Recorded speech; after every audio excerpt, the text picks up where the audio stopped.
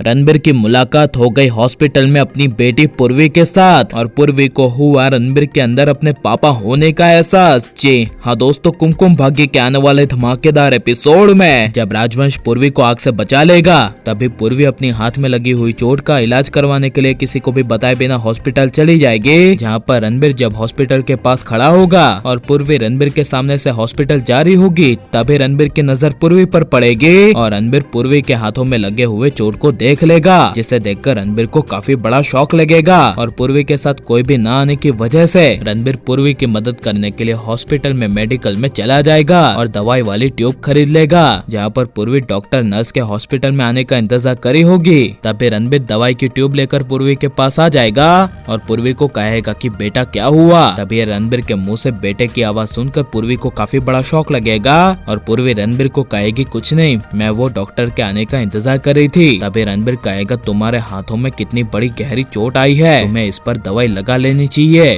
Doctor तो आ जाएंगे लेकिन सबसे पहले तुम्हें इस पर दवाई लगानी चाहिए। लाओ तुम्हारा हाथ आगे करो, मैं लगा देता हूँ। ये कहते हुए रणबीर पूर्वी को कहेगा कि मुझे समझ में नहीं आ रहा कि तुम्हें इतनी गंभीर चोट आई है तो तुम अकेली यहाँ पर कैसे आई और तुम्हारे पापा कहाँ पर है। तभी पूर्वी कहेगी जी मेरे पापा नहीं है और यहाँ पर रावण दहन हो रहा था ना, तभी मुझे वहाँ पर चोट आ गई थी, इसीलिए अकेली ही मैं चली आई और वैसे मैं बचपन से ही अकेली रही हूँ, मैं ही लगा देती हूँ दवाई, आपको मेरी हेल्प करने की कोई जरूरत नहीं है। यह सुनकर तभी रणबीर कहेगा अच्छा तो तुम मुझे अपना पापा ही समझ लो, अपने बेटे या बेटी को दुख में देख सकता है क्या एक पापा यानी कि डैड। तुम जिस सिचुएशन में अभी हो उस सिचुएशन में अगर तुम्हारे सामने तुम्हारे डैड होते तो वो क्या करते, दवाई लगाते ना सबसे पहले, तो इसीलिए तुम मुझे अपना डैड ही समझ लो। रणबीर के मुंह से सुनकर पूर्वी को काफी बड़ा शौक लगेगा के रूप में रणबीर की आंखों में आंखें डालकर रणबीर को देखती रहेगी। रणबीर के अंदर पूर्वी को अपने असली डैड होने का एहसास होगा और लेकिन अक्षय प्राची के घर में जब पूर्वी नहीं आएगी और प्राची पूर्वी के आने का इंतजार करी होगी, तभी वीणा यानी कि पूर्वी की शादी जिसके साथ होने वाली थी उसकी माँ प्राची से सवाल करेगी और प्राची को कहेगी कि पूर्वी कहाँ पर है। तभी यह सुनकर प्राची उसके बेटे यानी कि आशुतोष के सामने देखेगी और प्राची आशुतोष को कहेगी आशुतोष पूर्वी कहाँ है। तभी यह सुनकर वीणा यानी कि आशुतोष की माँ प्राची को कहेगी तुम उल्टा उससे सवाल क्यों करी हो, मैंने तुमसे पूछा ना कि पूर्वी कहाँ पर है, तो तुम बताओ, तुम उसकी माँ हो ना,